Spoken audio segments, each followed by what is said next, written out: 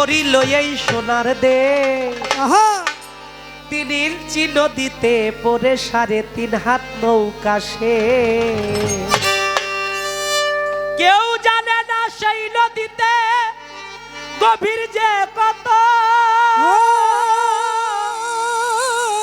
ব্রহ্মা বিষ্ণু মহেশ্বর তার জানে না তত্ত্ব নদীতে ডুবাইতে স্বর্গ মর্ত লাগে কেবল এক নিমেষ তিনির চিহ্ন দিতে পরে 3.5 হাত নৌকা শেষ এই 3.5 হাত নৌকাটাকে বাঁচানোর জন্য কেউ যদি গুরুর আশ্রয় নেয় সেই কেবল যদি মরার আগে কেউ মইরা যাইয়া ওই ঘাটে থাকতে পারে ওই মানুষটাই কেবল জীবিত হয়ে আসতে পারে।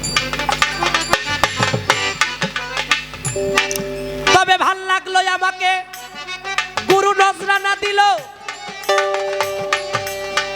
আমি বোনকে বলতে চাই গুরু শিষ্য পালা বললে এই গুরু নজরানা অনেকই আসে। আমি আজ পর্যন্ত এই শিল্পী জগতে যতটা দিন আমার এমনও সিজন যায় মোটামুটি ভালো টাকাই পাই, কিন্তু আমি খাইতে পারি না বই। এই টাকাটা চলে যায় আমার মহান মুর্শিদ মইনুল বাবার কাছে, কারণ আমি তো গুরু না, আমি হলো গোলাম।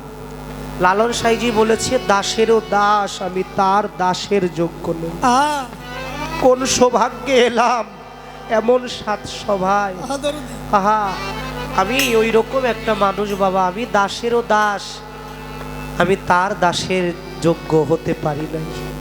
তাই তবে নজরানা দিছে কি রাখ এইখানেই আমার ভক্তর একটু পরীক্ষা করব আমি। নামটা হইল নজর আনা। নজর অনেকে কয় নজরানা, যদি একটু সন্ধি বিচ্ছেদ করে বলতে চাই নজর আনা। এই নজর আনাটা ভক্ত গুরুকে কিভাবে দেয়? এটা কি টাকা পয়সা, গরু ছাগল, হাঁস মুরগি, চাউল টাউল নাকি? এই নজরানাটা দেওয়ার কায়দাটা কি এবং গুরুর সামনে গিয়ে এই নজরানাটা দিতে হয় কিভাবে? আর ওই নজরানা যদি কেউ একবার দেয়, আর এই নজরানাটা অবশ্যই ভক্তির মাধ্যমে দিতে হয়।